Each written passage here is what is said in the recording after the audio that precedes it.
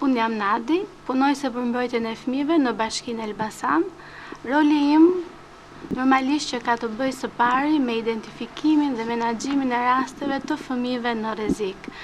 Fëmijët e abuzuar normalisht që referohen nga një rrjet i tërë aktorësh, referohen nga policia, shoqatat, institucionet, shkolla, vetë fëmijët, komunitetet.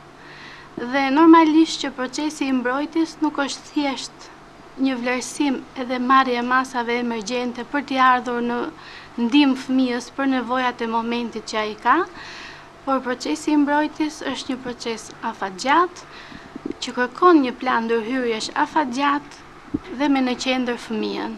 Unë quhem Ilda, jam mjeke. Në përvojën time klinike kam pasur rastet fëmijëve dënuar, fëmijë dënuar fizikisht, dënuar emocionalisht dhe gjithashtu edhe seksualisht, por edhe fëmijë të neglizhuar.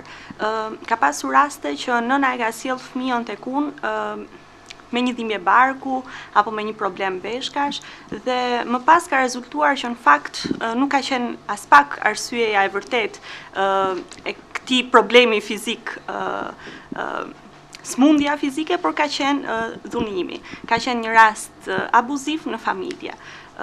Si mund t'i njohim rastet abuzive? Dhuna fizike zakonisht shfaqet të paktën te fëmijët që kanë ardhur tek unë me gërvishtje, me mbavijosje, me ndonjëherë raste ekstreme dhe fraktura, djegje. Dhuna psikologjike zakonisht është shfaqur me tërheqje të fëmijës, fëmija është i dëshpëruar, është në anks, ka probleme pagjumësie dhe shpesh herë mund të jetë i frikësuar dhe duket i frikësuar.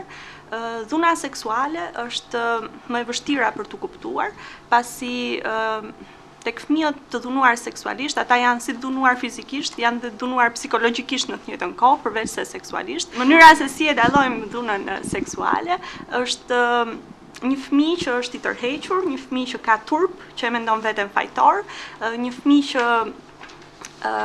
shpesh herë mundet të ketë ndryshime dhe të sjelljes, mundet të fillojë të përdor duhanin, të përdor alkoolin, ndjehet i veçuar, shenja të tjera pastaj fizike tek të cilat janë më të fokusuar profesionistët.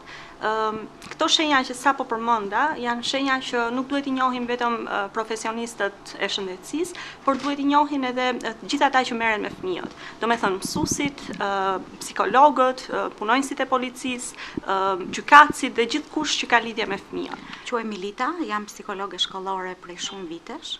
Punoj në disa shkolla të qytetit Elbasanit. Në përvojën time si psikologe kam hasur shumë herë shumë fëmijë të cilët kanë qenë të rrezikuar për abuzim ose është abuzuar me to. Raste të cilat i kemi trajtuar bashkë me kolegët, mësuesit, drejtuesit e shkollës, punojësit social e të tjerë.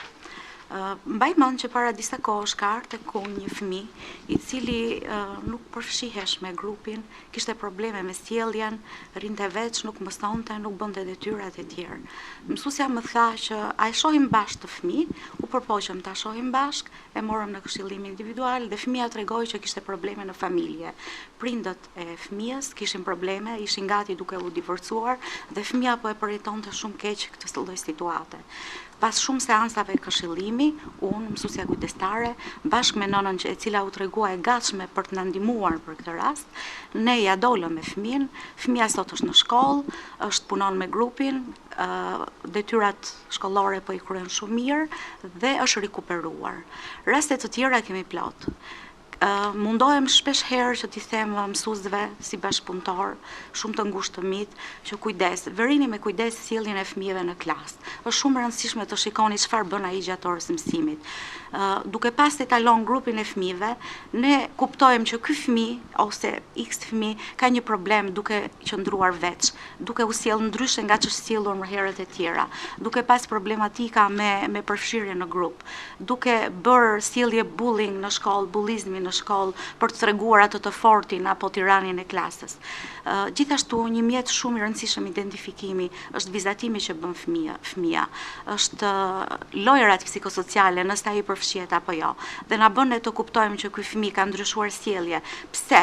kush është arsyeja që fëmia ka ndryshuar sjellje dhe çfarë mund bëjmë ne për të. Jemi bashkë në shkollë, të gjithë aktorët, duke filluar drejtues shkolle, psikolog, punonjës social, mësues dhe prindër, për t'i aftësuar këto fëmijë për jetën dhe për t'i mbrojtur këto fëmijë, që këto të jenë sa më të sigurt në shkollë dhe jashtë saj. Quhem Fat Barda, jam specialiste e mbrojtjes të miturve dhe dhunës familje në Drejtorinë e Policisë Elbasan. Roli i punonjësve të policisë është më primari mbrojtja e jetës dhe sigurisë së personit, por një nga rolet më kryesore është mbrojtja e fëmijëve. Në punën tonë të përditshme, ne hasim në raste të fëmijëve të dhunuar, të abuzuar, qoftë në ambientin familjar, në ambientin e shkollës apo në mjedise të tjera. Unë quhem Mondi dhe jam përfaqësues i organizatës Ndihmë për Fëmijët. Ndihmë për Fëmijët është një organizatë kombëtare e shoqërisë civile e njohur dhe proaktive në fushën dhe në sektorët e arsimit dhe integrimit social. Ofron ndihmë dhe mbështetje për fëmijët në rrezik mbrojtje ose situata të vështira. Rastet e këtyre fëmijëve identifikohen përmes shumë burimesh dhe kontakteve që ne kemi krijuar, si për shembull me vetë fëmijët, përmes shkollave, si dhe njësisë për mbrojtjen e fëmijëve. Për mua mbrojtja e fëmijëve më ngjan si një rrjet merimange e thurur me shumë nyje. Nga njëra anë kjo rrjet e mban fëmijën që mos të rrëzohet, por nga ana tjetër e mbështjell, e mbron dhe kujdeset për të.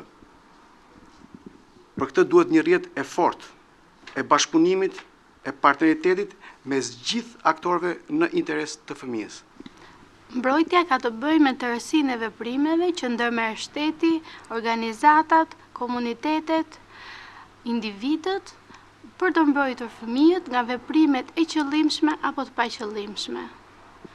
Roli im si punojëse për mbrojtjen e fëmijëve normalisht që shpreh dhe detyrimin dhe përgjegjësinë e shtetit për të marrë në mbrojtje fëmijët. Pra nuk është thjesht një dëshirë apo përzgjedhje, por është detyrim ligjor.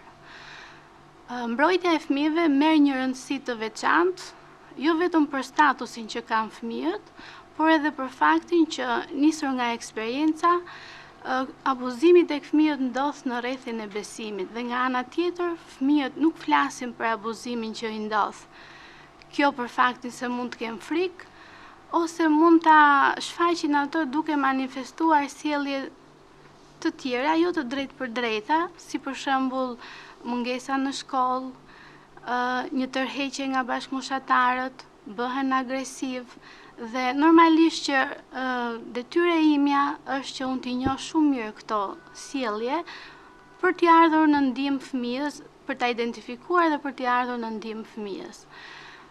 Këto janë sjellje në fakt që duhet t'i kenë të njohura mirë të gjithë profesionistët që punojnë me fëmijët, sepse ne synojmë në radhë të parë identifikimin e hershëm të rasteve, pasi fatkeqësisht rastet referohen tek njësia për mbrojtjen e fëmijës në një nivel të mesëm apo të lartë të risku, por që një identifikim i hershëm do të ndihmonte që fëmia të ndihmojë në kohën e duhur, të mos kalonte trauma të rënda që do të kishin pasoja për gjithë jetën e tij.